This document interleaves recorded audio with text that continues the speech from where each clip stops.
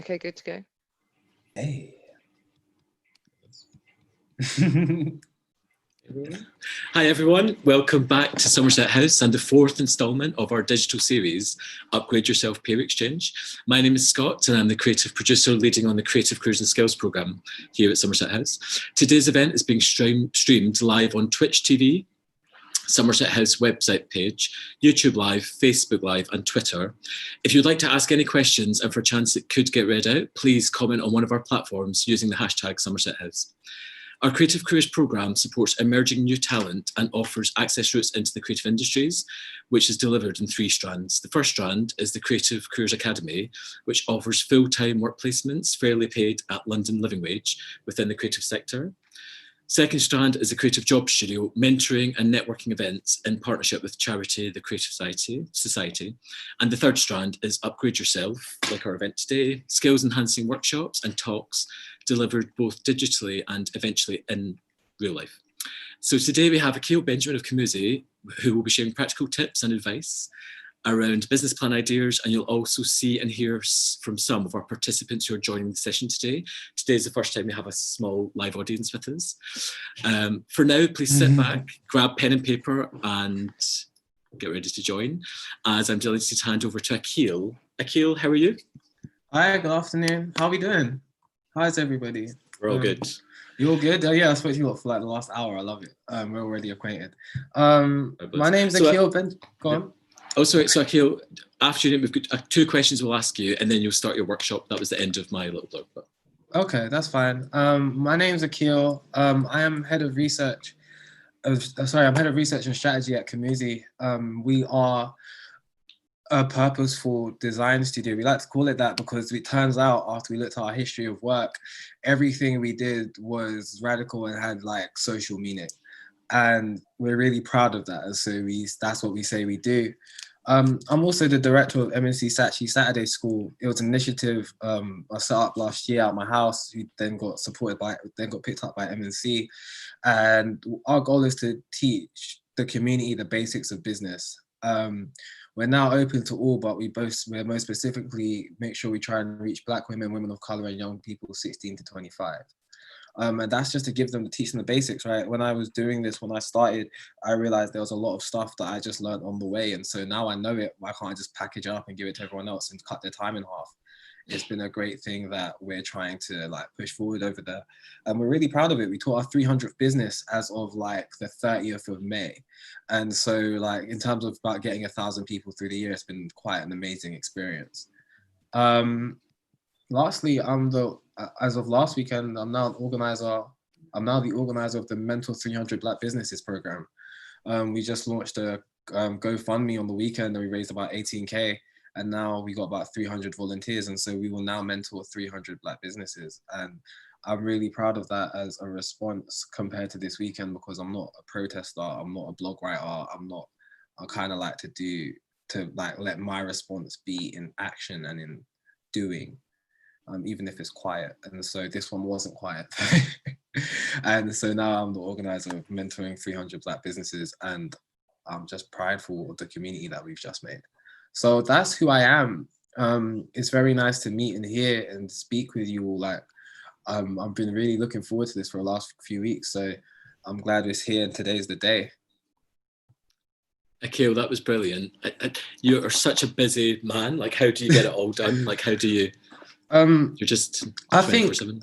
I think when it comes down to getting it done, I think if you think small, you stay small, right? So if you think, oh my God, I've only got so many hands, I've only got so many this, and I've only got so many that, and there's only me, then 100%, like nothing will, like you won't go very far. And I've had always really big dreams. I was like, if I'm going to do this all by myself, I can't do it. Then one day I was listening to a Rick Ross song and he was like, oh no, a genius is just somebody that doesn't have to do it for themselves, but genius is someone who knows what to do and knows who to call to get those things done. And that's how you scale out your operations. And so once you find people you trust, it's like, okay, how do we scale this out? I don't work by myself. I've got teams everywhere. Like I might be leaders in those teams, but I've got teams everywhere. COMUZI, we are a team. We're a 5-man team.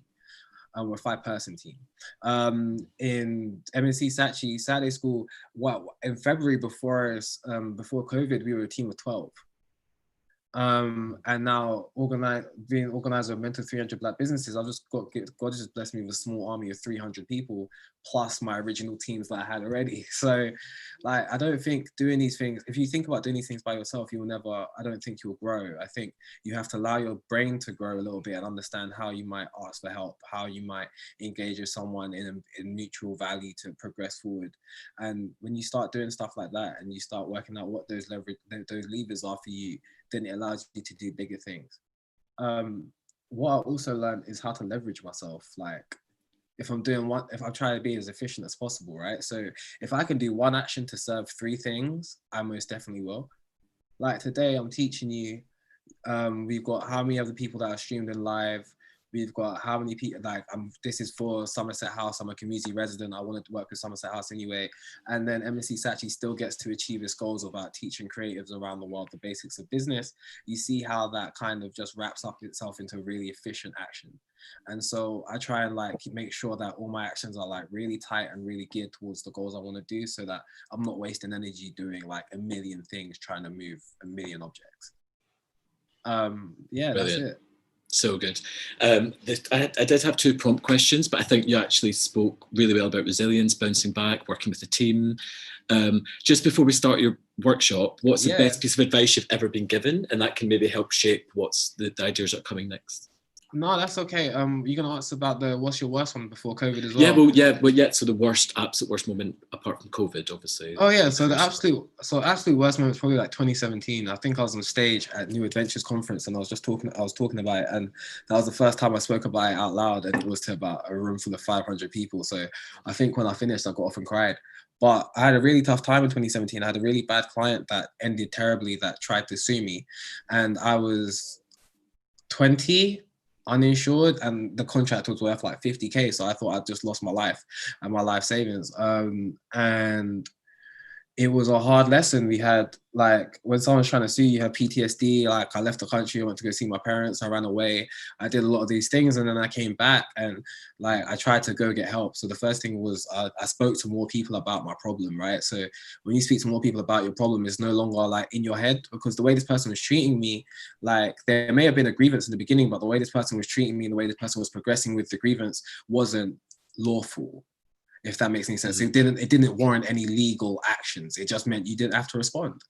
This person sending you emails at night and calling you at night, but you don't have to respond. Oh, I just got some legal advice, I don't have to respond. Oh, I can block this number and someone doesn't want to, and I don't get in trouble. Oh, and so taking those advice to like look after myself really protected me in that space, and then really like helped me build my confidence. But I guess I learned that like after a forest fire, the soil's rich, because after that, I learned my lessons, right? I said, I'm not going to make those same mistakes again.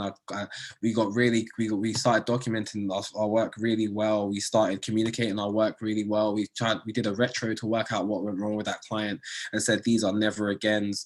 And till this day, they're still never agains. And that client's name is not said in our company, but the impact of that experience shows everywhere.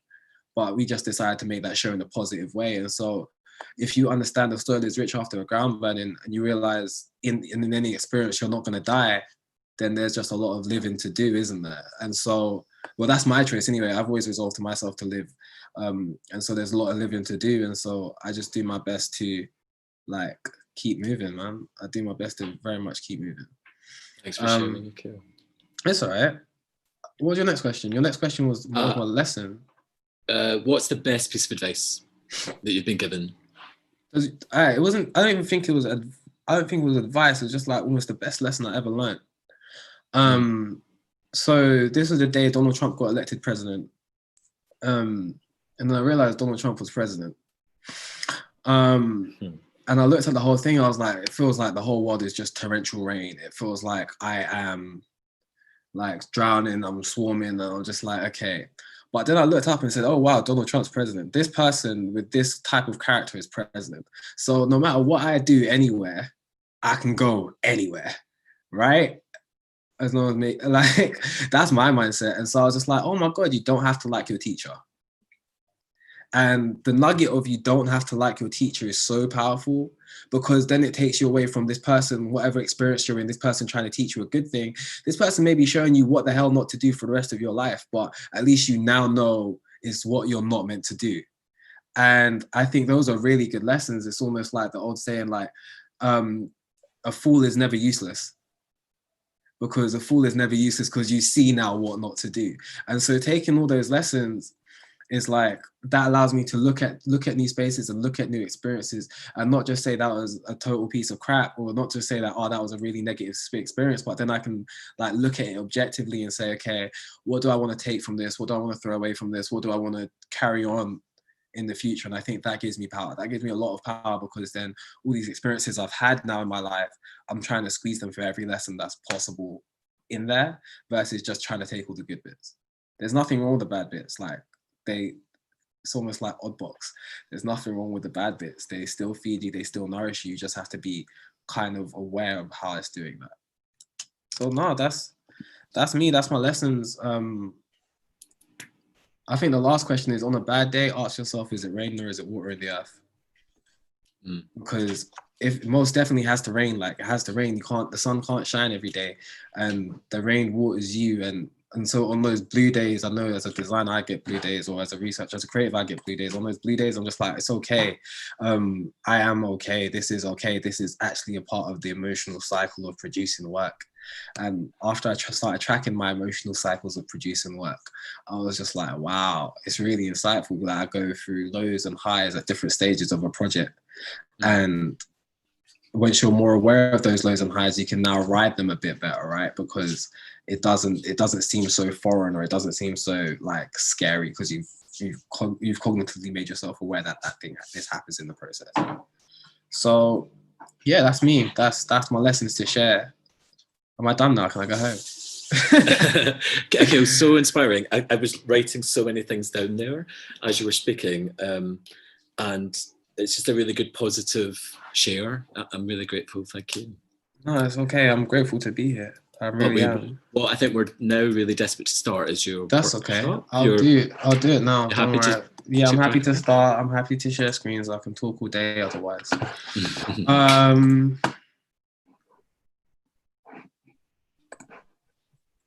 This one. Sorry, I'm just choosing the screen.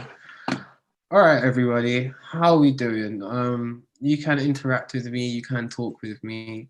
It's okay. This is a condensed version of the business planning class that we teach at Saturday School. There are going to be a few exercises, only 1 or 2. It's just to keep you interacting with me and something to talk of. I'm really proud of this. This is my way of doing things. This isn't anyone else's way of doing things. This is my way and our way of doing things at COMUZI and building things. And I believe it's not about your parents giving you a loan of $1 million or you going out to raise money. COMUZI has never raised money in its life, and we've been around for 8 years as a studio. So I know that it's possible. It's hard. Oh my God, it's hard, but it's possible. And so taking those lessons there, it's about what resources do you have to hand and how might you use those for the benefit of yourself and the team around you to grow your business or your idea or your practice. So this was on our first Saturday schools, but we're here to teach communities the basics of business. And so, yeah, come and join us. What we're going to be running through today is a few of these things, right? So what's your icebreaker? What's your elevator pitch? What's the minimal resources that you need to run business? What are you offering? What's your process to delivery? Do you have any customer research that you need to do? How do you reaffirm goals? And yeah, what's your go-to-market strategy? In the long form, we usually give you homework as well. I might say it at the end, we'll soon see. But it's just to hold yourself accountable, right? Sorry, excuse me.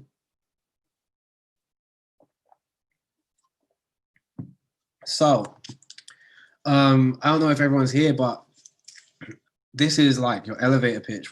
This is how you engage and start building a relationship with someone. It's how you introduce yourself. You heard me introduce myself earlier. Hi, my name is Akil. I'm head of research and strategy at COMUZI, and we run a purposeful design studio. And then I went to go and explain to you what purposeful meant. Like that was my elevator pitch, and I kept it really short. I kept it really sweet. I tried to use words that people will understand. I didn't say, oh yeah, we do user-centered design or we do radical-centered. Like, that those words are only words that are understood by a small community of people on the grand scale of things, right? And so unless you know you're talking to someone who understands, I would use simpler language in how you describe yourself. In terms of you making connections with people, explaining what you want is important. So usually I walk around telling everyone I'm looking for a customer. Like, that's just my best way of going about it and like breaking the ice. My best version of breaking the ice is just raising the conversation at the beginning. It's just like, hey, yeah, I work at COMUZI and we're open for business, and this is what we do and this is how we do it, and this is the difference we kind of make. When you do that and you tell people what you want, they can put you in a box in their head and they can be very clear about how they can interact with you. That's not a bad thing. Being upfront is really, really, really not a bad thing. I think being upfront is really cool because people are actually willing to give you clients. People are like, oh yeah, I know that design studio over there. And, oh yeah, they're actually open for business. Those are really great things. I think the last point is take your time and express confidence. Like, not when you're talking to someone, you don't talk really fast unless you're nervous. And if you're nervous, hold your hands together and like slow down. Like, I think holding your hands like this when you're really nervous and just pressing on top of your thumb a little bit just keeps you like calm and stops the hands from trembling, and allows you to, like, because you're focusing on a little bit of pressure in your hand, you can just slow down a little bit. And expressing confidence, well, hey, if you're not confident in what you're selling me or what you're trying to communicate to me buying, why the hell am I buying it? Why should it be my job to see confidence in you? Like, if I'm a customer, there's a lot of things customers bring to you. Customers bring you money, customers bring you joy, customers bring you satisfaction because you get to stay in your craft. But, and after a while, customers will help you build confidence, but that has to start with you. That has to start with you understanding what you sell. That has to start with you understanding where you're going. That has to start with you understanding what you offer and your process. And with that, and so that's what this session is about. So I'm going to move on. Or would anyone like a hand to hear like what this might look like in practice? I'll just give you an example. So Scott, you're going to talk to me. Is that okay, Scott? Nice to meet you, Scott. Hi there, I'm Scott. Yeah, nice to meet you, Akil. My name's Akil. I run a design studio and we're currently open for business. What are you doing at Somerset House? Is there anything of interest up? Yeah, we have exhibitions and public events, talks, workshops. So some interesting things, artist community. So COMUZI is a purposeful design studio. We do a lot of stakeholder engagement pieces with our design work, and we work with a lot of people in how we do things, and we've got our own process to do it. I'd love to show you, I'd love to get your contact details to see if I can show you some work sometime in the future. You got any time? Of course, yeah. When is good? That's not too hard. That can go, and the thing is, don't always think that that's going to go well. That can just go really badly. But last thing about this is business is a numbers game. And once you understand business is a numbers game, you can, and you've got a pretty solid play that you feel comfortable delivering, you can deliver that again and again and again. And you can start generating leads and you can start generating clients, so you can go from there. So this is the 6-month vision. The 6-month vision is something that I do on a regular basis. I've got loads of these. I've been doing them for about 3 or 4 years now, scarily enough. But I think I keep doing them because I keep achieving what I want to achieve. With a vision board, this is almost like the roadmap to my business, or the roadmap to my plan, or the roadmap to where I want to go. You start with today. You draw a big line across the page. I usually use A3 paper to give myself some space. And then I start plotting out where I want to be and what my milestones are. I always have a goal though. I always have a goal for my goals to be specific, measurable, attainable, realistic, and timely. I'd like to make a point about attainable and realistic though. Attainable and realistic doesn't mean that you keep your eyes and you keep your focus really small and you keep your vision really tight only to what's the next step ahead. Do not feel afraid to think 3 or 4 or 5 steps ahead. Do not be afraid to say, yeah, okay, this year we made 20K in business. Next year we want to make 60K in business. That's okay things to do. And so I think when you put these things in front of you, when you put these goals in front of you and you stick this somewhere where you can see it on a day-to-day basis, mine's on my bedroom door. So every night I close my bedroom door, I reflect on my plans and I say, that's really interesting. What conversation did I have today? How do I reach that? Oh, that's amazing. Should I tell you the craziest thing, Scott? Scott, on my vision board, I don't know if I'll send this up in my write-up, but on my vision board, I have find 20K written on the vision board and we just raised 18. Like you can't, like it's them Jim Carrey stories. You can't make it up. But it's those types of things that give you value. So this is the first one that we did with Saturday School in May 2019. We now taught our 300th business, and we're going to be organizing the mentorship of 300 more. This was the first thing that we wrote in 2019, last year. This was our first class. I said, okay, teaching founders the basics of business. That was what we used to call it before. It's teaching the community the basics of business. Community feels nicer.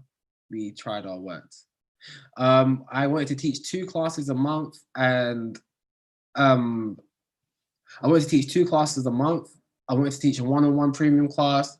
I wanted to get a company to sponsor my classes. I wanted to hire another teacher. Then I wanted to teach 4 classes a month and then have like £1,000. I'd be making £1,000 a month. So from where I was going, like this was realistic and timely. And to be honest, you'd be crazy to know that I hit this in like 3 months instead of 6. And being able to hit this goal in 3 months instead of 6 gave me capacity to just not throw away this plan, but I say, you're redundant now, let's make a new one. Like these plans are only like snapshots in time for where you want to go. But hell, if you kind of keep them tied together, then you're going to really make some progress. I'd really also like you to understand that you might not hit all your goals.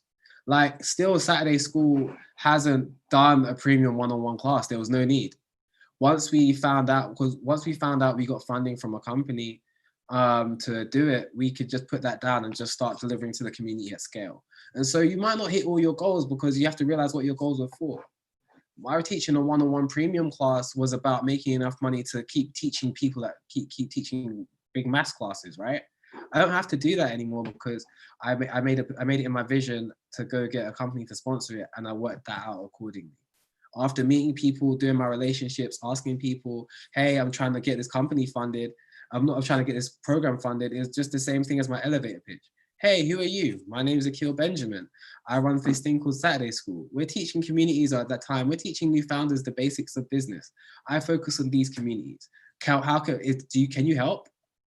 And asking those people, can they help, got me to MSC Saatchi to say, yeah, we can, but this is in line with what we want to do today. So you see how these 2 building blocks have already given you the tools to put yourself out into the world and express yourself in a way that, I don't know, you may not have been able to do before, but express yourself in a way that you can start being confident in asking for what you want because it's clear about what you want.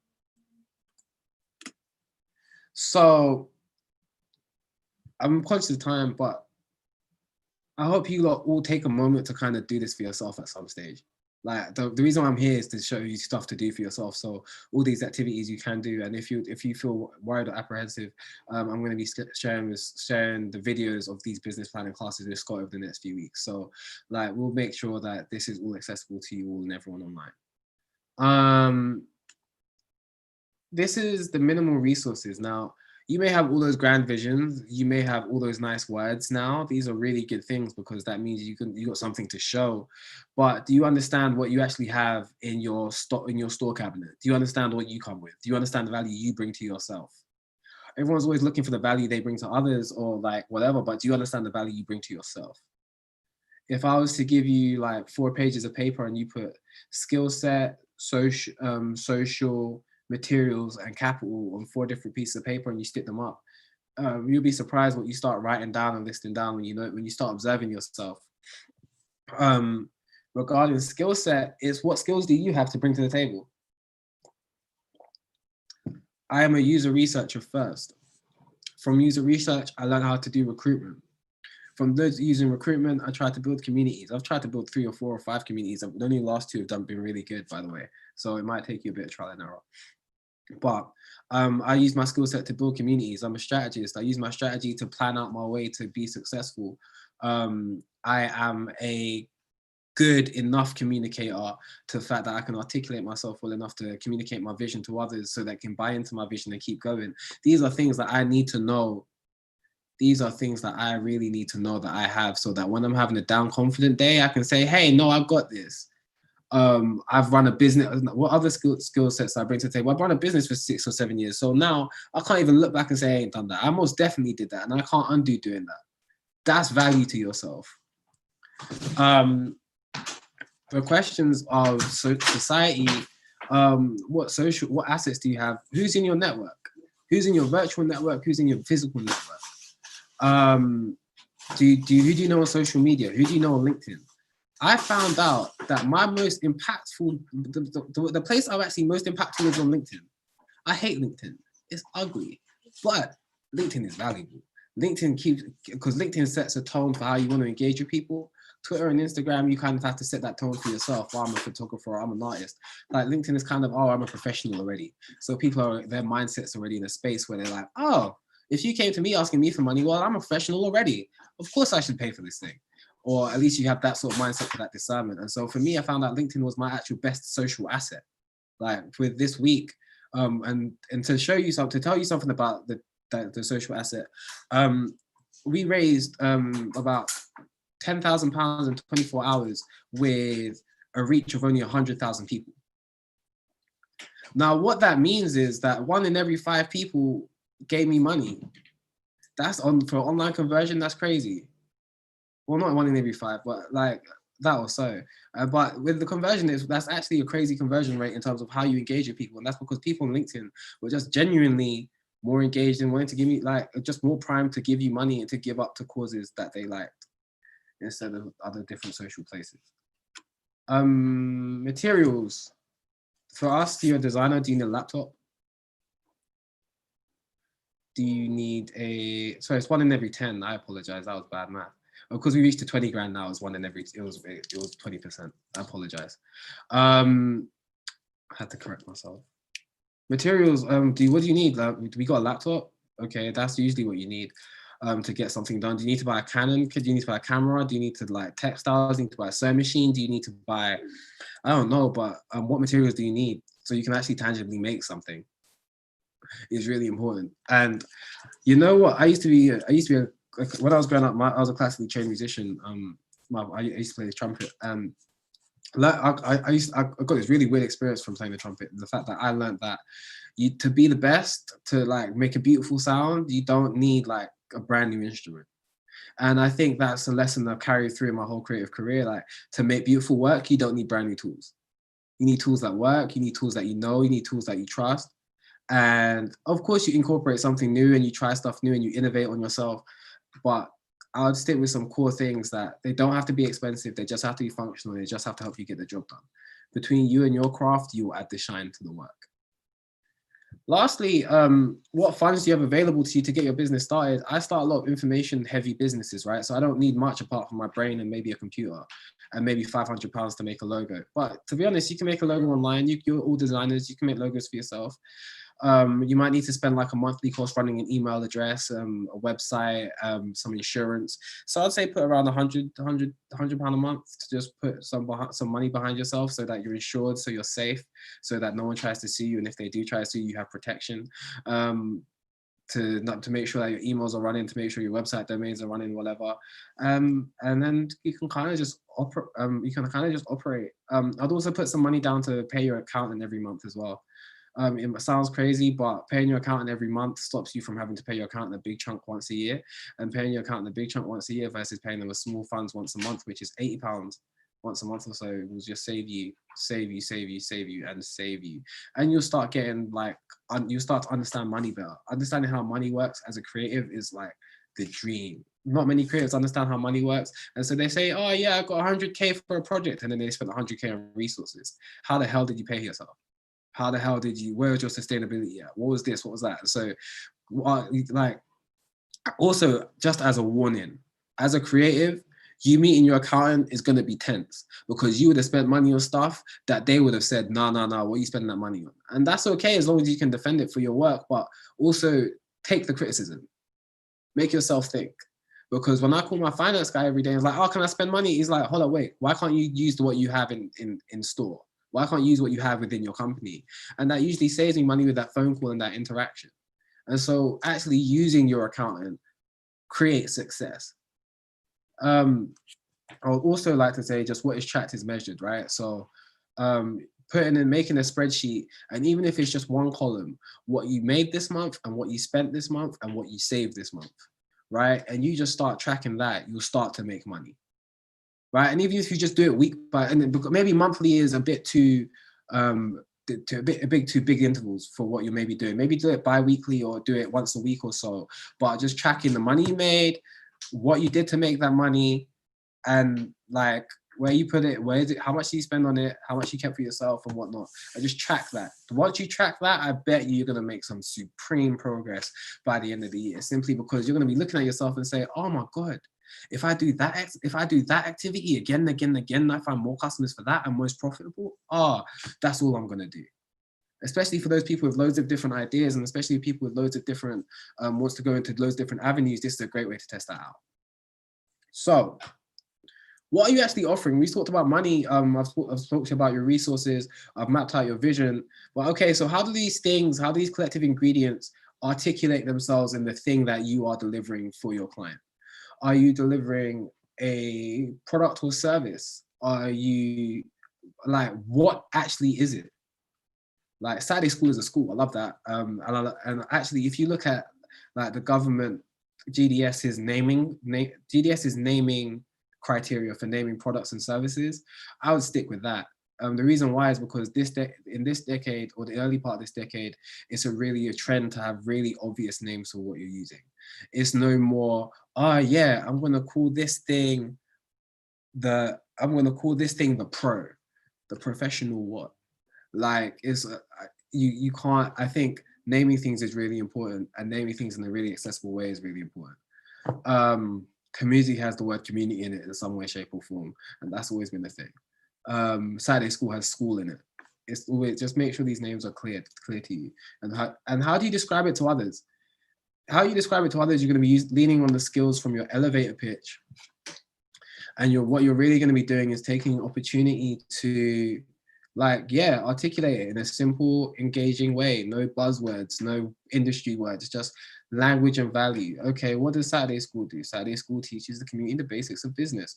We do this by offering classes in business planning, digital marketing, mental health and well-being, and business finance essentials. Why do we do this? Because from my personal experience and after reading the data, I realized that this is a big knowledge gap where we can make a real big difference. Kept it really short, kept it really sweet, kept it really like detailed enough so that people understand and don't call me no wishy-washy type of person. And I think you get a good understanding of that. We can progress a conversation on that. When you're talking about these things, I think the best thing to keep in mind is how you progress a conversation on the back of what you told someone. Right? Because I've introduced myself. Okay, you've asked me what do I do. I've told you what I do. I know where I want to go. I've mapped out a trajectory for this conversation in my head. I want to offer you a product or a service. Okay. Those things are fine. Just practice. And writing this thing down gives you an opportunity to practice. Standing up in front of a mirror and rehearsing this gives you an opportunity to practice. I remember in 2016, I used to stand in front of my mirror. I didn't used to be as casual as I was with work in 2016. I used to wear suits and stuff. I like the world I live in now. But when it comes down to it, I used to stand in the mirror and practice my elevator pitch. After I brushed my teeth, my breath was fresh, so I felt like I was speaking crisp. And I used to stand in front of the mirror in the bathroom and just say, hey, my name is Akil Benjamin. And I said it again and again and again. So I just got confident saying my name. So any room I walked in, I can say, hey, my name is Akil Benjamin. And then as our products and services shifted, I just kept practicing whatever the pitch was. And that's how we kept going. I actually want to take some time on this. Scott, how much time have I got, please? I want to make sure people are getting some good opportunities. Yeah, sure. I mean, we've got sort of 40, 50 minutes of workshop, but we also have questions coming in, so we're happy to take your lead. Questions? Can I stop for ask some questions so far? Because I feel like I've gone really far. Yes, sure.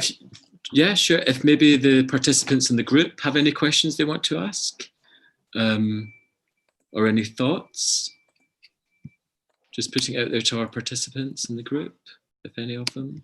Do you want to put anyone on the spot if they don't want to? No, it's fine. Also, could you read them for me? Because I don't have access to the chat function. Yeah, sure. So, well, actually, that question has come in saying, how important is collaboration and working with others? I know you've spoke a bit about group work and business partners and things, but collaboration is key. Is that? Well, I feel like for me personally, as an individual in my practice, I'm not in school, so working by myself doesn't make sense.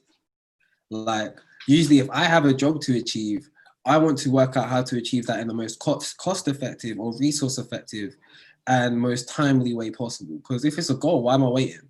Unless I have to wait and it's got a dependency, right? And so with that mindset, I'll always go out and work with others, because I'm just like, there's not enough hours in the day for me to go out and do all this stuff and then go to sleep and see my family and all that type of stuff. I just need to ask for help. And in me asking for help, that's where you start breeding the field for collaboration. How you collaborate though is really important. So you can't just say, oh yeah, you're here now, and go off and do this thing. Communication while you collaborate is really important. I think this is really interesting. It took COMUZI like 3 or 4 years before we got really good at communicating with each other and really collaborating super effectively. We were all right, we were making money, but like when it got to about year 4, year 5, we started to really like gel and sit in there and like know each other's characters and personas and how to collaborate well. But just communicate, that open lane of communication. There's my friend runs a industrial design studio. It's called Marama. You might know Marama because Marama used to be in Somerset House with what were they called? Makersity. Makersity, that's right. Yep. And Joe Barnard is an absolute G. She's the king of industrial design. I said that out loud. And the point was, you don't need a plan, but your team does. You don't need a plan, but your team does. And that's always kept me really focused, because if I stopped at the beginning of every project and just made a plan, communicated the whole plan to the team, and then communicated each section of the plan to each relevant team member, we've just given ourselves a collective vision. We've given ourselves serious direction and some daily actions on what to do to get on with this. And then if you meet regularly to turn around and solve problems and collectively to solve problems as a collective with each other, then you've got some hope of producing a piece of work that's well-rounded. You've got a hope of producing a piece of work that maybe not just speaks to the challenge at hand, but also has some deep roots to survive into the future. Because like that's just the power of collaboration. More eyes, more value. Like, I hope that answers the question. That was really good. I think just when you said there, obviously collaborating with sort of peers and friends, maybe. So thinking about some of the audience that will be watching, might be finishing college right now, and setting up a business or a partnership with some classmates or sort of people. You still need to make a plan. Like, I started this at 18. Like, I literally started this in my friend's house in Eltham, and that night we all slept on the floor, and we said, yeah, we woke up and had a company. It was crazy. But with that, we said, what is the plan? Where are we all going? And we've lost co-founders because the plan, where we collectively want to go as a group versus that individual, did not add up. That's okay. That has to be okay, because this is what we wanted to do. And I think I think that also has to be mindful. Like, you have to be okay with the outcomes of what you want to do, because sometimes they're good and sometimes they're bad, and not everything is positive. And so how you go about communicating with people, and how you go about talking with them, how you go about addressing them, and how you go about also incorporating their vision into yours, because that could make something greater. That's the whole point of collaboration in the first place, is I've got this skill over here, you've got this skill over here. What can we create when we put these two things together? I think starts to create a space to start something really, really new. And if you're a young person trying to create a business, I think the rationale we gave ourselves was the fact that if we had no liabilities, because we were 18, we didn't have I didn't have any children. I didn't have any I wasn't in a long-term relationship. I wasn't married. I wasn't paying heavy rent or anything. And so that really afforded me the space to possibly do something that I couldn't have done in later life. Like, I don't think I could have invested 8 years ago in this business at this age versus when I was 18. I just couldn't. And so I think that's just something in mind. How did you, I know when you were at university, you also set up a business, so you were balancing COMUZI both. How did you juggle being so busy and having so many pressure points and people coming for all different parts of you? Do you want to hear the truth, or do you want to hear like the thing that makes everyone sound good online because we're live? Yeah, maybe a bit of truth, but yeah, go on. The truth is if you're the fact that I failed. The truth is just the fact that I failed. I was at university. my concentration wasn't good. I chose partying over my practice because my practice was just like, oh yeah, I'm 18, I run a company, it was so cool, yeah. And you realize, no, bro, you need that company needs to make you money if you're going to be so cool. And I didn't have that focus yet. I wasn't disciplined to finish things. So it was just kind of a mess, really. And so I think after experiencing so many different styles of fiascos with me trying to do way too much and failing, or doing way too much and burning out, or doing way too much and like not achieving the thing I wanted to, or not producing the quality I wanted to, because sometimes I did achieve it, but sometimes I just didn't produce the quality I wanted to achieve because you're so busy, so you don't have time to invest in doing that piece of work. I was just like, you know what? This is the experience that brought today. When we first started it, cool, right? You asked me, how do I manage so many things? It's learning those lessons of fail. Okay, can't just rely on myself. Okay, can't just have to communicate effectively. Okay, it's probably going to save me time if I spend time writing this email properly, being 2 paragraphs and it being 3 words. Because if I write a 3-word email, that most definitely saves this moment, but that sends me back 3 weeks because the person didn't understand what I meant. And so it's like just taking those mindsets and taking those lessons and saying, all right, cool. My job right now is to be an effective communicator and coordinator and set environments for these things to build, for these things to build, and for these things to have, for these things to grow in the way they need to. Think of it like gardening.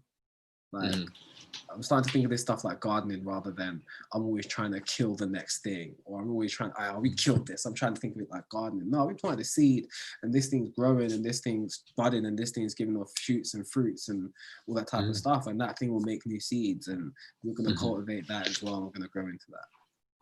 So that's kind of how I thought about it, because if you think of it just like killing, or me, or like you short yourself up and you become the limiting step. You were already the limiting step, and now you've added like so much pressure. You're just not going to be as successful as you possibly could have been at any other time. So teams are your best friend. Writing stuff down and communicating effectively to get the best out of your team is what's required from you if you're going to lead. And what's next? I'm taking so many notes, Akil. Oh, that's crazy. Really good. I forget when I speak to people that like people just have, I don't know, you walk around with yourself all the time, right? And so I think you take your thoughts for granted. And so I'd love to hear how it has value for everyone. So I hope I'm adding value to everyone on this call and everyone who's watching and who's streaming, because make it worth the while for something.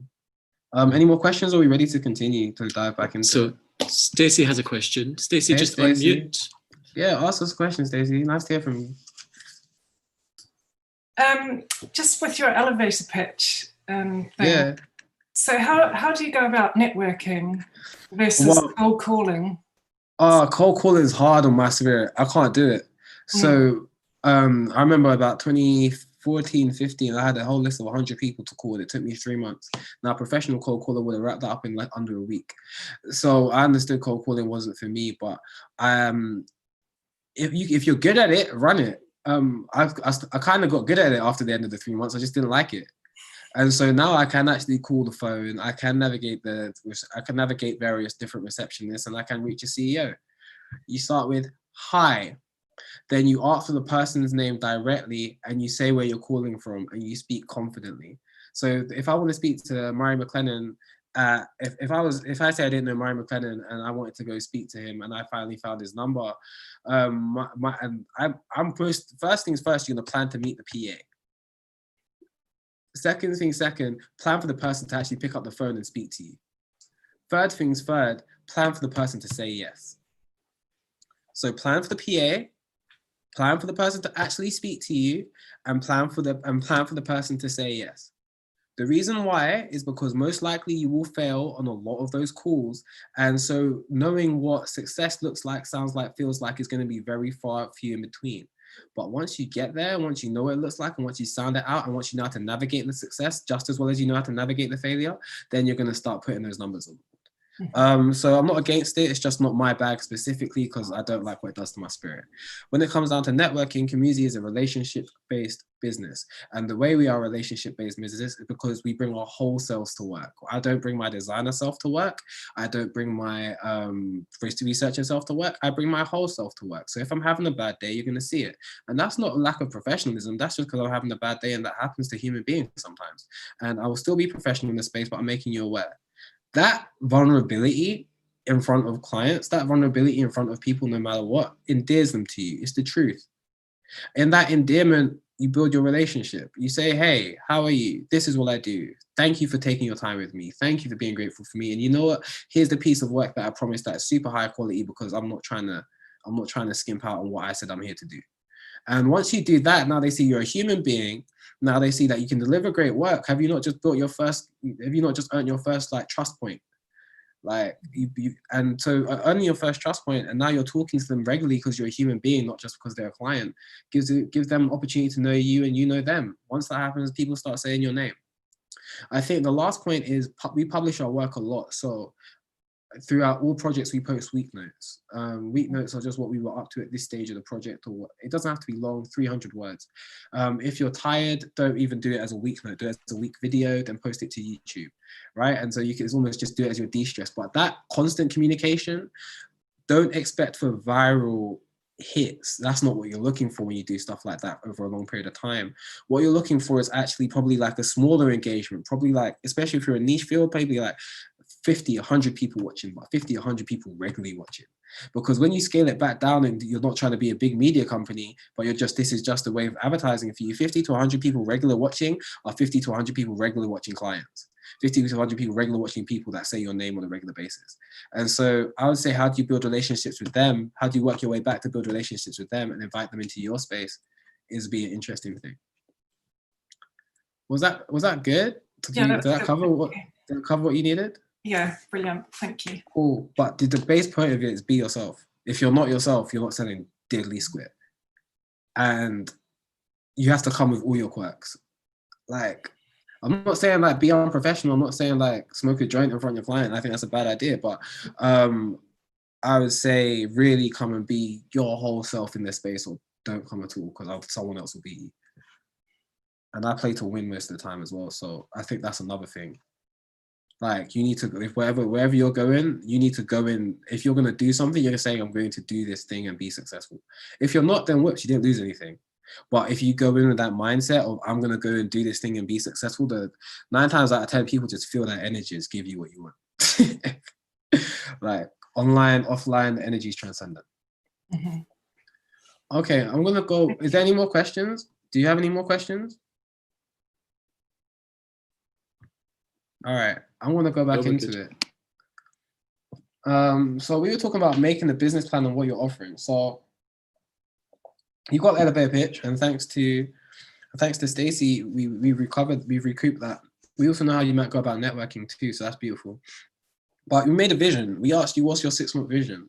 Actually, I want to recap. We asked you, what's your 6-month vision? With your milestones, we asked them to be SMART goals: specific, measurable, attainable, realistic, and timely. We asked you what minimal resources you had, what skill sets, who do you know? We asked you what materials you had to make whatever tangible assets that you needed to make. And we asked you what money you had to spare. Like some people don't have cash up front, but if I told you you probably only need £100 to get started today, and it might cost you £100 a month, but you probably make a couple grand a month, hey, you'll think, hey, that cost of doing business. So we got around about here. What are you offering? Are you offering a product or service? Or even though you're offering experience, we got artists here today. So are you offering people an experience or a productized service? COMUZI actually offers a productized service, because what we actually do is we sell the same thing again and again and again and again and again. We sell that service and that process again and again and again and again and again. And so that's called a productized service. We don't offer nothing new. We just put people through the same process and produce stuff different on the outputs. And how would you describe that to others is very important. So we got now to like, what are you offering, and how do you think you're going to deliver this? I'm going to go back to go forward. COMUZI offers a productized service. What is it called? It's called Radical as a Service. How would you describe it? COMUZI has taken this throughout COMUZI's history, we have naturally gravitated towards our method of doing things. We've articulated it as radical as a service, as we've noticed the outputs are usually unseen and unheard of, but meet the client brief. Right? Okay, that's how we describe it. It comes in 5 stages: frame, immerse, unify, concept, make. How do we deliver that though?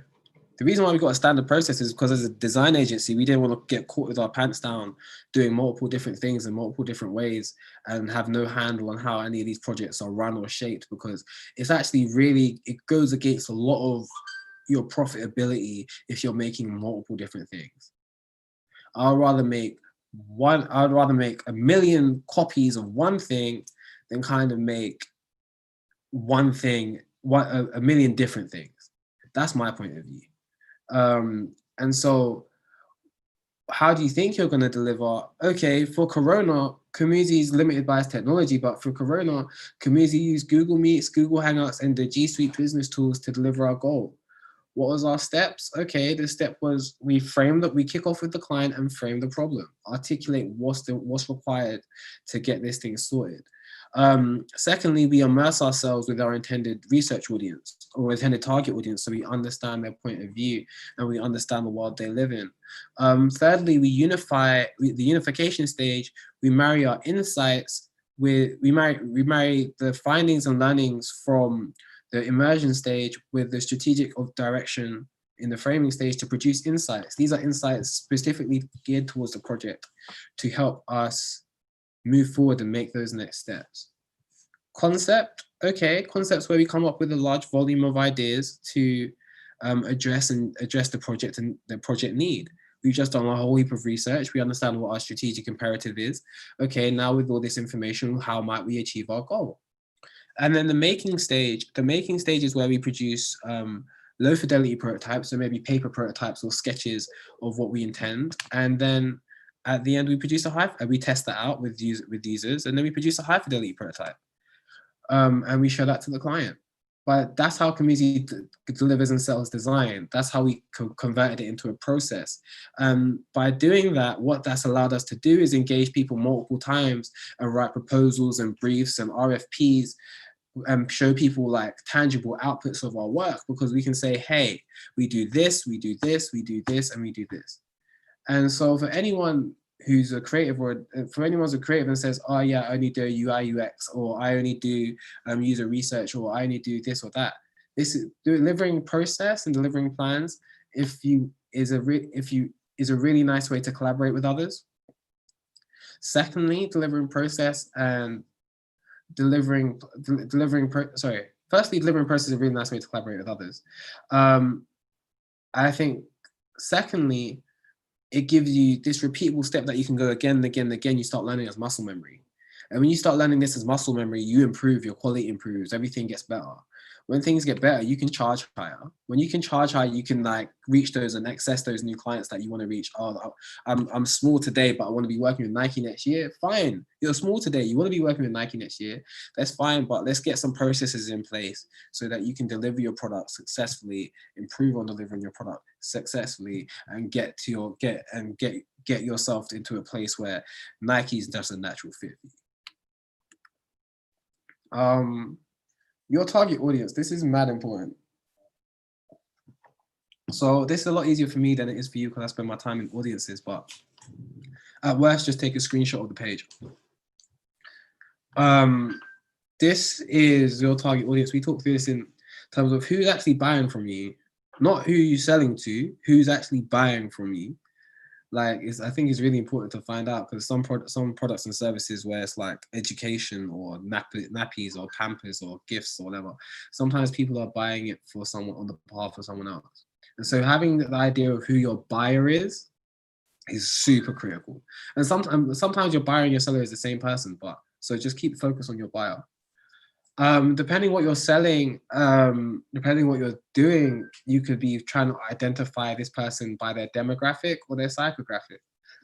Akil Benjamin's demographics are: he is 26, he is male, he is Black, he is not married, He's a designer. He has an undergraduate degree. I'm a renter. That's my demographics. And you can, and if those are easy, if that's an easy way to identify your customer, then go for it.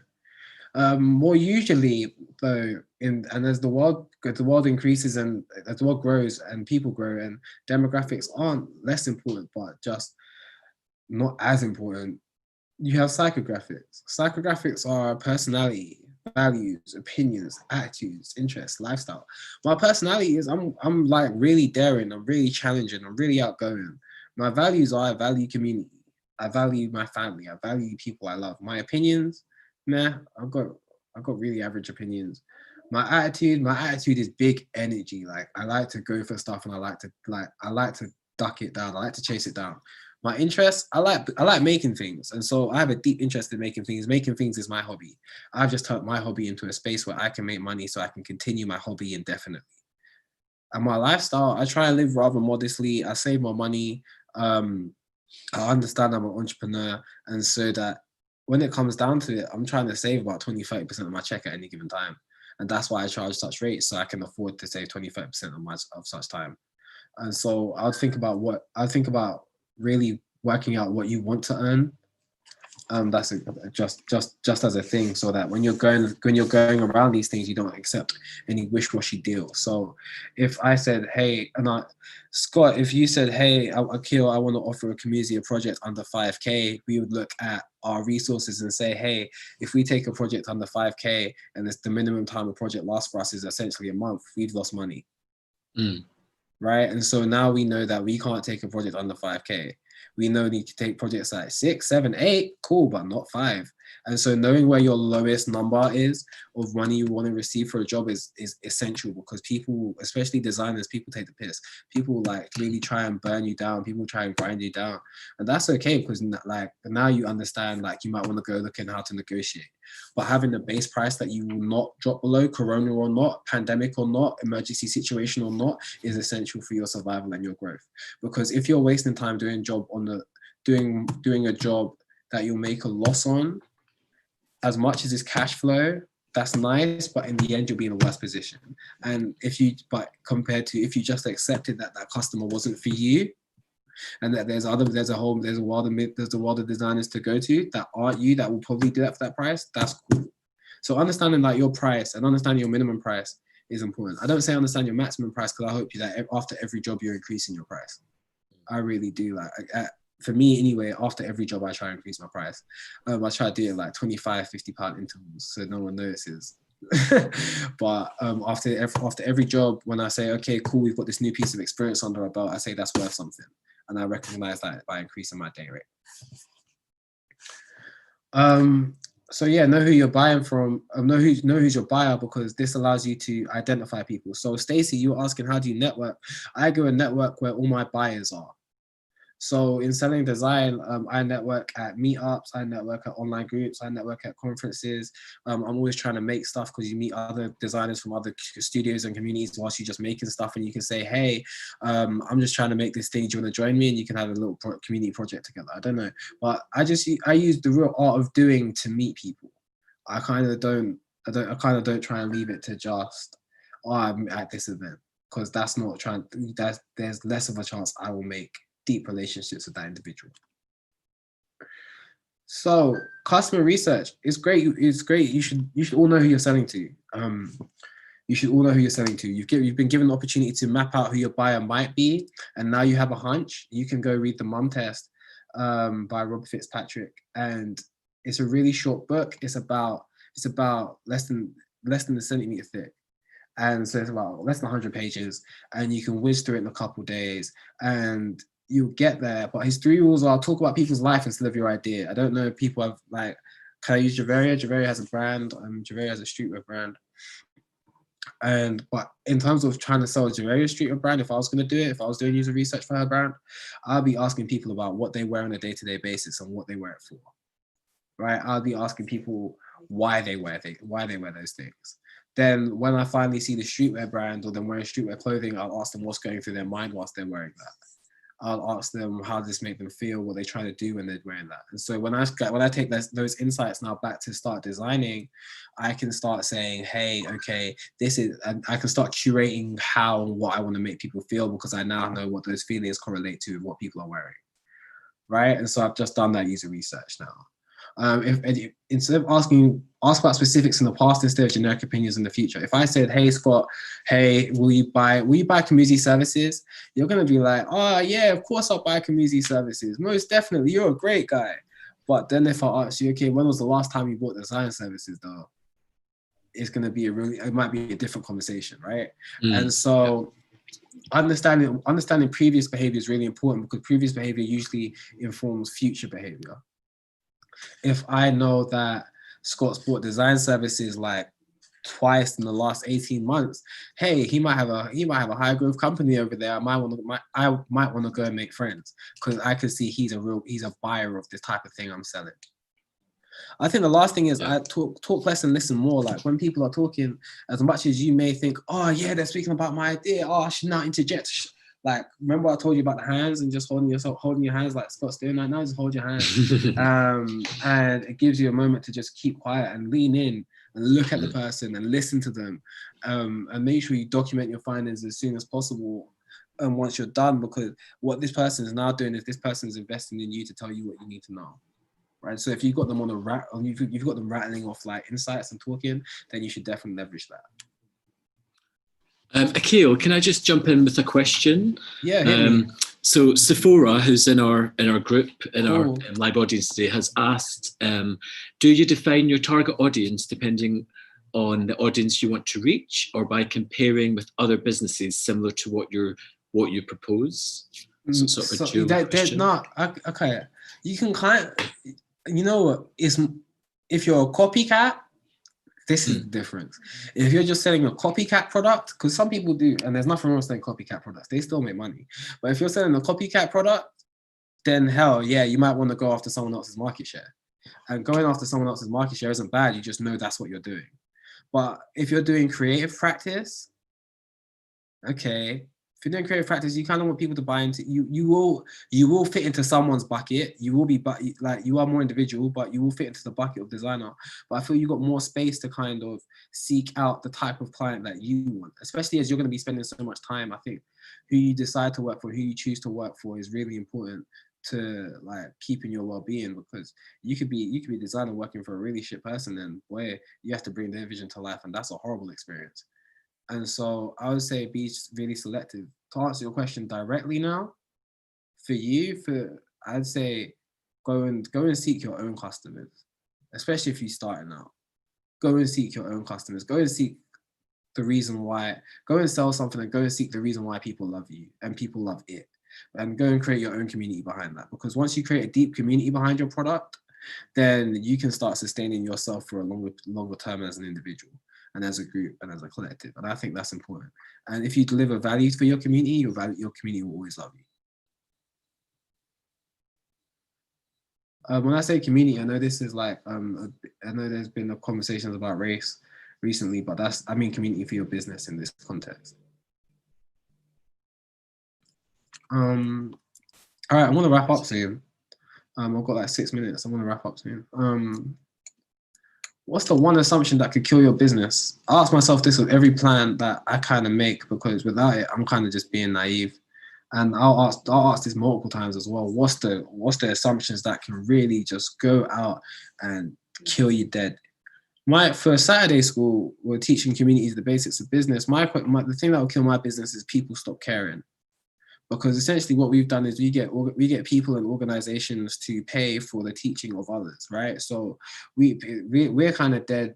If we assume that people will care forever, then we might be in a bunch of hot water. My second thing is, what if my audience don't need the services that I'm delivering anymore? Right? If my audience doesn't need the services I'm delivering anymore, I'm obsolete. There's nothing wrong with that. Everything has to die, but hey, that's going to die. This thing's going to die today. And if you're not ready for that, that might be a big struggle. The last usual question I ask myself, what's going to kill me, is like, usually when I'm going to run out of cash. Like, Because once you come with a plan, you know how much cash you got or when you're going to run out of it, and you know what's probably the things coming over the hill to kill you, you address those things first usually. And by addressing those things first, you've just added a level of robustness to your business plan that you would never have given yourself the opportunity to. This thing here is an undercover risk assessment. It's just written in a really nice, accessible way. And so if you ask yourself, oh yeah, what could really kill this idea dead? Then now with that clarity, you can now progress forward because you're now vigilant. It's not that it's not coming, but you're just now vigilant and you've given yourself an opportunity to prepare. And giving yourself opportunity to prepare is exactly what you usually need to go and make a difference. I think I'm done now. That's my closing slide. But for Scott asked me like one last thing, and he's like, what's the big lesson I learned from Corona, or what's the big lesson I've just learned big time recently? And I think, don't be afraid to reimagine everything. The tools I've given you today is almost like a framework, right? The tools I've given you today have not, apart from the process, have not prescribed how to do anything. They've just put your vision and your goals in front of you. Now, with that in mind, what you have the opportunity to do with your visions and goals in front of you is, if the way you were trying to do it beforehand doesn't work, that's fine. Your visions and goals are still the same. It's just that you might try a different way. You might come up with many different processes to achieve the goal, but hell, the actual thing you're trying to achieve is probably still the same. There's multiple ways to skin a cat. I would say in Corona, don't be afraid to reimagine everything. I'll finish off telling a story to why I think this is really true. Corona hit, everyone took a loss. Saturday school took a loss. A large chunk of our funding just evaporated. Okay, what do you want to do? Well, no one can meet anymore, so convening a physical school is like lost, even though when you teach in the physical space, you have higher teaching engagement and better teaching outcomes. Okay, fine, okay, what are we gonna do? Oh, we have online. What resources do we have? MSc actually offered me to use their Zoom. Okay, cool. Are my teachers willing to teach? Okay, cool. Can I secure a small piece of funding from somewhere? Okay, cool. What does this look like? Okay, I've worked out a plan to last me 4 to 6 months. Congratulations me, I worked out a plan to last me 4 to 6 months. And I had to reimagine everything because Saturday school was meant to teach 1,000 people in person this year. We're now going to teach we've now starting a mentoring program to teach 300 people remotely. That doesn't sound like in person. We delivered loads of classes online and taught our last 100 students online. Delivered to our last 100 students online. And that's not in person. So I would say make a big effort to don't be afraid to reimagine everything. When something goes wrong, most definitely it goes wrong, but doesn't mean your goals are thrown away. I think that's the difference. I think it just means that you might have to go out and find a new way of achieving stuff. As I finish, just want to shout out my great family at COMUZI. Hi, Alex. Hi, Richard. I don't know if you're watching. I also want to say, please go and follow us at COMUZI_lab on Twitter, and MSc Sachi School if you guys want, or guys and ladies and people who would like any other Saturday school materials. Because we're here for them. We're here to give them to everyone. They're for everyone. We want them to be accessed by everyone. And I hope you've seen some value in what we've delivered today here for you. All right, I'm done. I'm gonna stop sharing my screen. I'm down to have some questions. I hope that was okay. Yeah, thank you. That was brilliant, Akil. So good. Cool. So guys, we obviously have a few of our audience with us now. So if there are questions you want to ask, you can either unmute your microphone and ask, or you can ask them in the chat box. I'm also checking my other laptop here because there's questions coming in. So anyone want to ask? I have a question. You know, when, like you were saying, team, you should have a team, and what do you be looking for when you're trying to, make a team of your own? I'm looking for the stuff I don't have. Like, there's no point in having two of me. Two of me is a bad idea for most things. So I'm looking for stuff I don't have. I'm looking for the skill gaps I don't have. So for COMUZI works really well because Richard can do ops and numbers. I can do operations, but I kind of, numbers kind of annoy me. I like seeing bank accounts, but I don't like doing the spreadsheets. So Richard does that. Alex designs, and Alex got his design practice and technology practice that he brings to the table. Whilst they were doing that and specializing in those things, I was just like, all right, cool, I'm gonna go specialize in my research corner over here. And then when we come to COMUZI, we bring this into, we have this collective space now where I'm learning from them learning from me, we trust each other to do certain things. That process about frame, our Radical as a Service process of frame, immerse, unify, concept, and make, I take the first half because that's my expertise. I take the first two, that's because that's my expertise. Alex takes the last two because that's his, and Richard supports us all the way through. And so you see how that cohesively builds teamwork to get the process executed and done. For Saturday school, it's the same thing, right? So for Saturday school, as much as I've got experience in recruitment, I didn't know anyone like that, and I didn't have the databases I needed to go and be successful. And so what I did was I looked for someone in my community that I knew that was doing this thing, and I said, hey, were you willing to do this? I said, and also just to make this clear, for if you're starting a company with someone, fine. If you don't want to like share your equity or share your value with someone, that's fine. Just work out a way to pay them. And working out a way to pay them might be a really big looming task because you just about worked out how to pay yourself, right?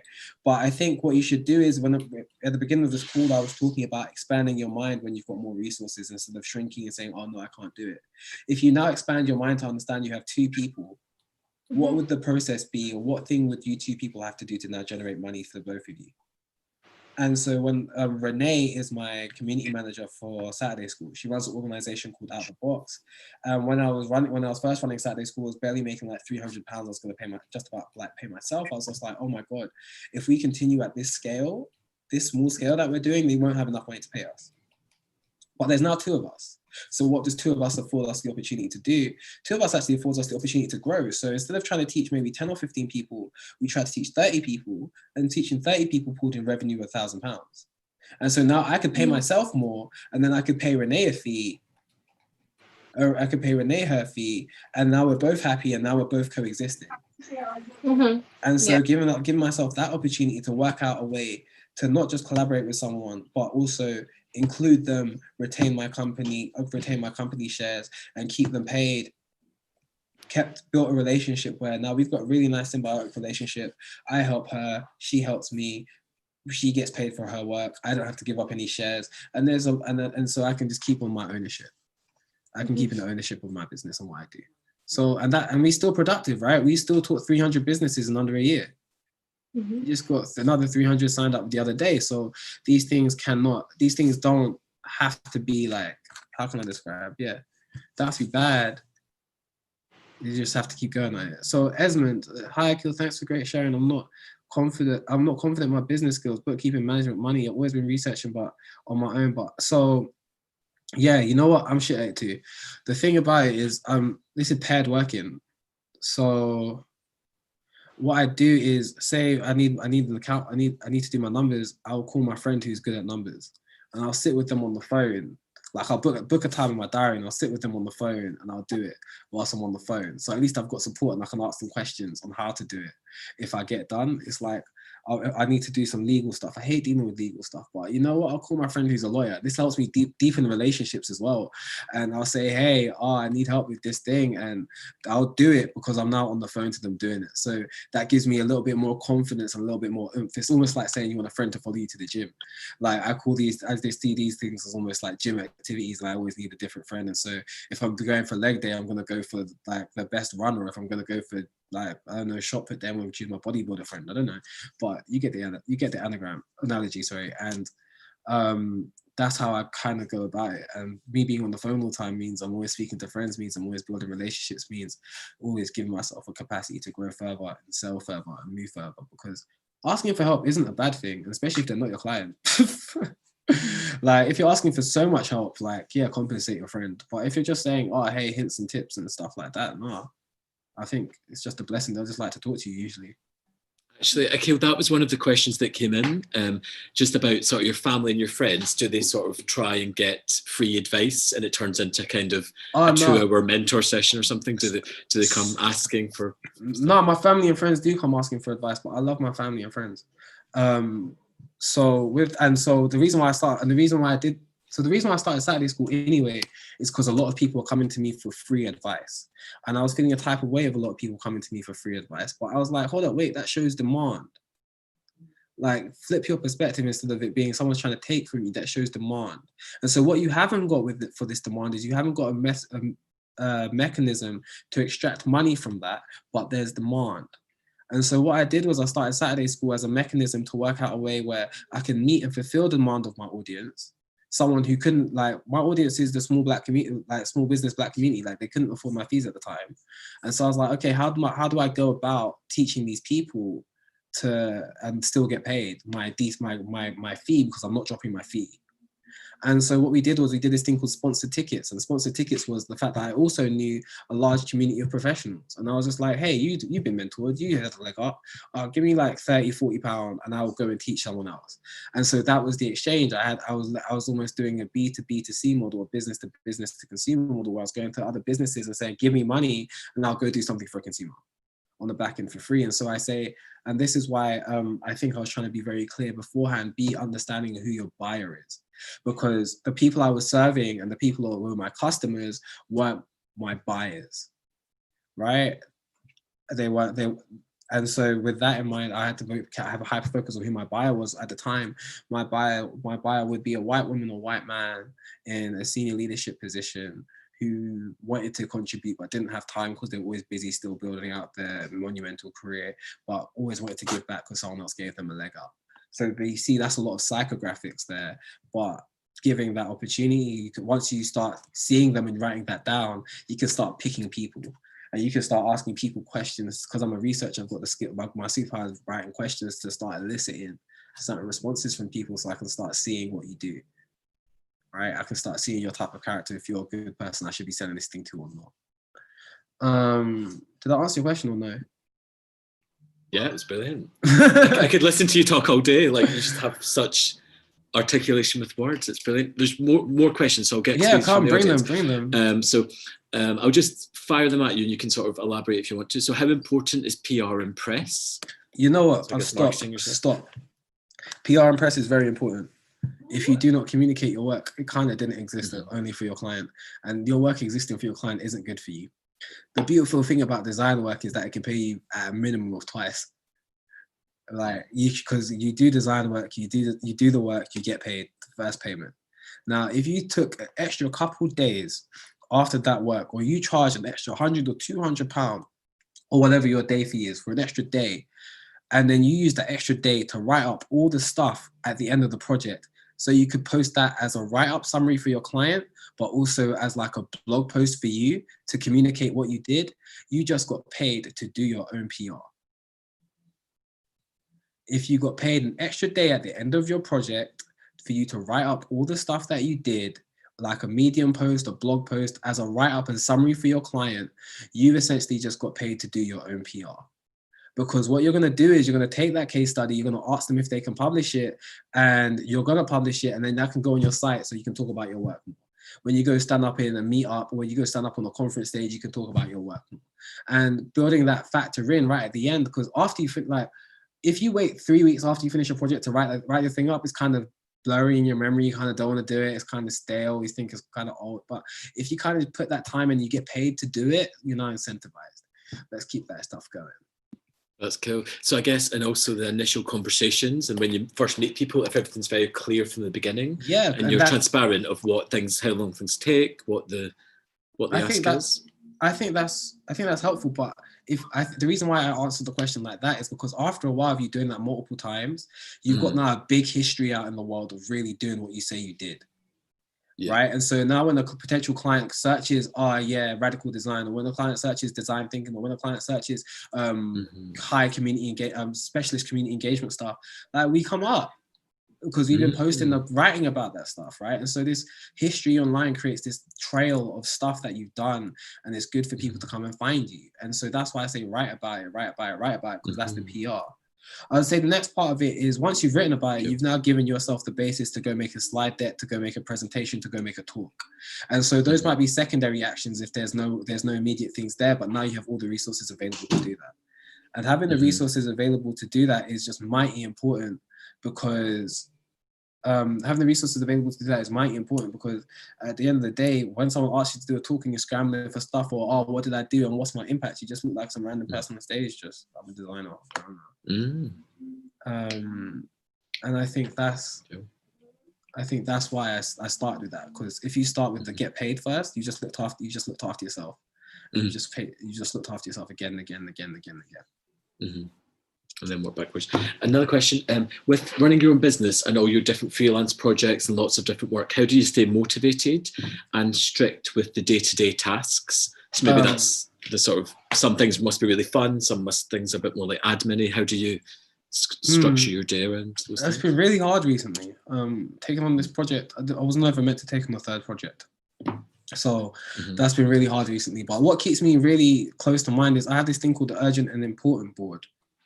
And so if you got a piece of paper and you just drew two lines to make 4 squares, right? 4 equally spaced squares. And then you said, okay, one line is urgent and one line is important.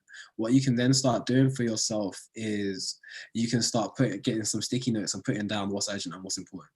The things that are mega urgent and important, you got to do first. The things that are urgent but not important, you kind of do in your downtime or when you have gaps and stuff to do. Things that are important, you kind of have to look at them and make sure they don't become urgent and important, and you start on them in a decent enough time. And then if they're not urgent and they're not important, they can either sit there and look at me till they become urgent and important, or I can delegate it. And delegating it usually allows me to be faster. And so so the way I move so fast is because one quadrant of stuff is always gone already. If it's not urgent and not important, I'm kind of not doing it. If it's important, I can work it in bite-sized chunks. And if it's urgent and important, I can then spend like 2 hours on doing a power day to get it done. I think I've learned the beautiful thing that Corona actually taught me was time boxing as well. Because you're at home all day, you can't really go out and cut up your day. So I was just like, okay, I need to give myself a couple hours to do this, a couple hours to do that. And then I'll just try. I think the last thing is, if you're not feeling it and you still got time, do something else. Don't do nothing, because doing nothing is waste of time, or maybe, I don't know for you, but for me, doing nothing is a waste of time. And so what that meant is I just did something else. And so that means if that thing didn't get done, okay, something else got struck off the list. And so whatever time was scheduled for that thing in the future, I can now like pair those things off. What I'm interested in understanding also is my task. This is because I guess I lean on the research side of myself, and I observe myself a lot, but I'm also trying to understand if I have a task limit. So if there's only so many things that I can really do. So I'm looking at my board and I'm just like, okay, when my board gets to about 15 things, I'm just like, okay, this starts to become really overwhelming. And I think getting yourself into a position where you're overwhelmed is really bad, because that's when you have the paralysis and that's when things start piling up. And so I'm always trying to stay under my max limit at all times, right? And so having a visual representation of sticky notes and stuff like that, and me being able to count physical sticky notes, it's just been really helpful for me keeping track and keeping balance on myself.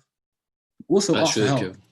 Like, don't be afraid to ask for help. You're not a punk for asking for help. You're actually the smartest person in the world for asking for help, because this isn't school and no one said this was an exam and that you had to do this for yourself. This was just life, and this is what you chose to do.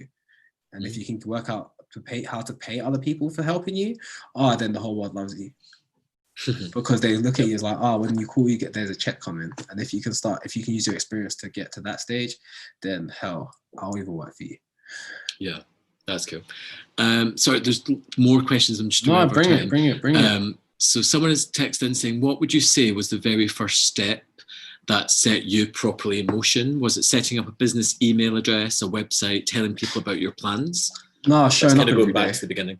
No, showing up every day set my business in motion. You can't have a business because you just registered. There's loads of ghost businesses out there that are just registered and no one shows up every day for them.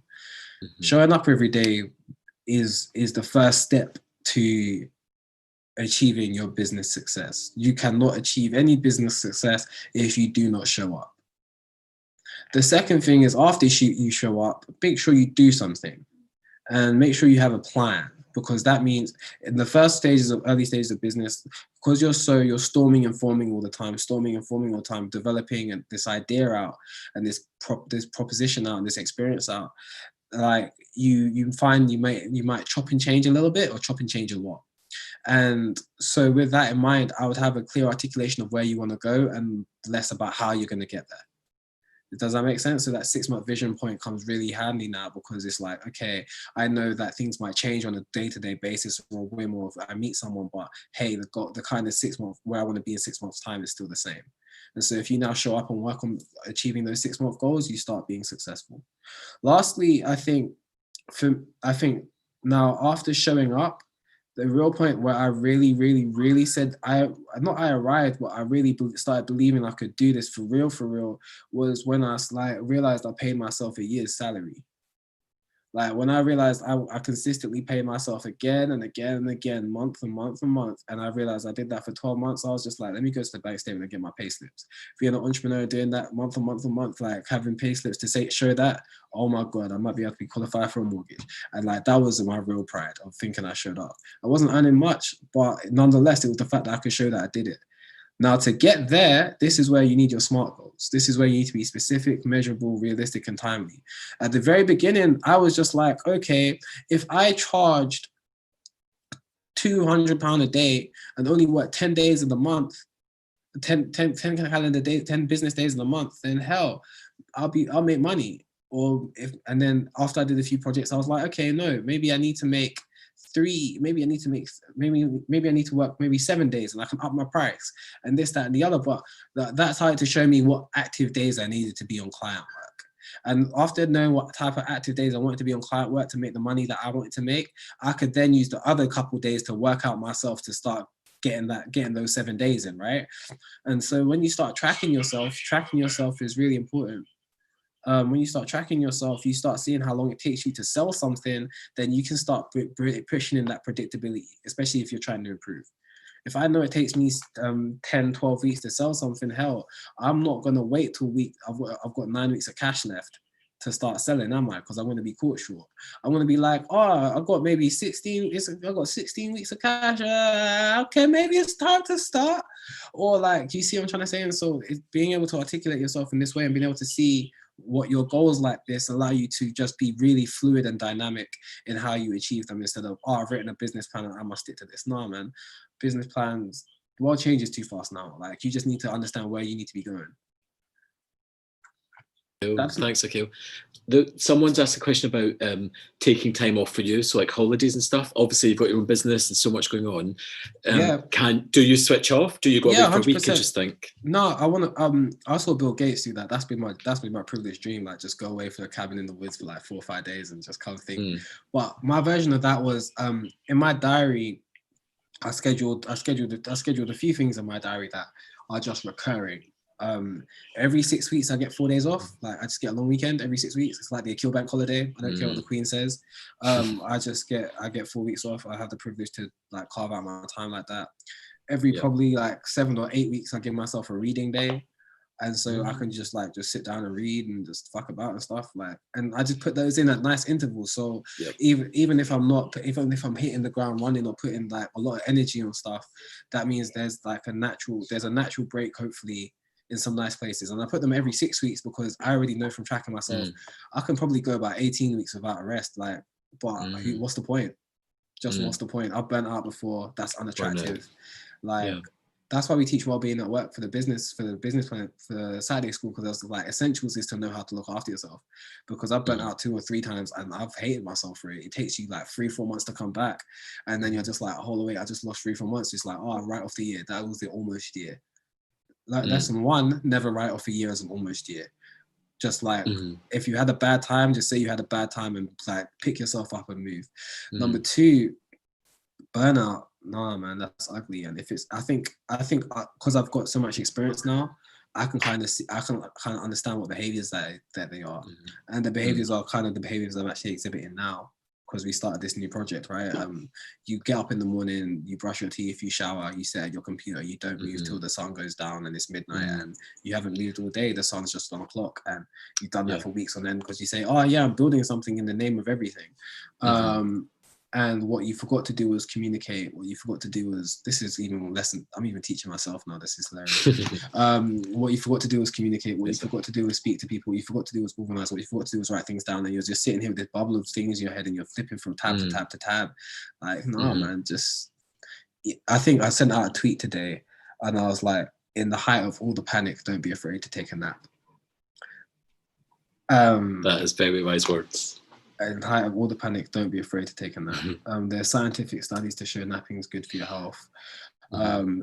You only need a 30-minute power nap. You can practice, and I was really getting onto it before Corona, but Mm-hmm. you're at home now, so you think, oh yeah, I'm relaxing. No, I'm working. I'm at home. Yeah. Okay, I need a nap. So that's been my point of view. Any more questions? I think that's a real. I think unless the participants in our group want to ask anything final, that was a really brilliant session. I've taken so many notes. I've been typing stuff. I've been handwriting stuff, and I think the same with everyone in the group. Can I hear back from everyone, please? I actually want to hear back from what your experience was. Talking on Zoom, sometimes you don't get to see faces, you don't get to hear, you don't get to feel people. So if you could afford me the time to possibly share some feedback, I'd really appreciate it. Yeah. I don't know if the guys... Cissy? I thought it was brilliant. It was really enlightening and engaging. Gave me lots of things to think about and really practical things as well. I'll just be brave with it, right? Because no one's gonna do for you apart from you, right? No one's gonna do for you the way you would do for yourself. And so when you're saying, oh yeah, I've got that friend and they're gonna have this connection or they have this thing or that, like break yourself into the industry. Like your friends will help you just because they see you moving and shaking, but like break yourself into the industry. What are you doing on a day-to-day basis? I think if you take that, you'll go anywhere you need to go. Anyone else? Anyone else got anything to share? I'd love to hear from you. I like collecting feedback. I'm a researcher, so this is actually my thing. Well, we can stay in the room when we wind up with the because we're streaming it live, so we'll stay in the room. We can sort of share our last thoughts. But Akil Benjamin, thank you so much for a brilliant workshop. It's all right. I'm very grateful for everyone here today. I'm fantastic. Very grateful for everyone here today. Thank you very much. I'm hanging out, so like. I don't know, we're going to stop being live or we're going to just, people just going to pop in questions? We'll say goodbye to the live audience, those that are streaming in now. Thank you so much, everyone. Bye. Our next event is in 2 weeks' time with ArchThread, so please do join us, and we'll follow up with Akil's archived blog page in the next few days so you can rewatch the series. But until then, see you all again soon, and thank you so much, everyone. Bye, thank you. Thank you so much, Akil. Bye, internet. Bye. Okay. We still live? Hey, Eleanor will give us a shout.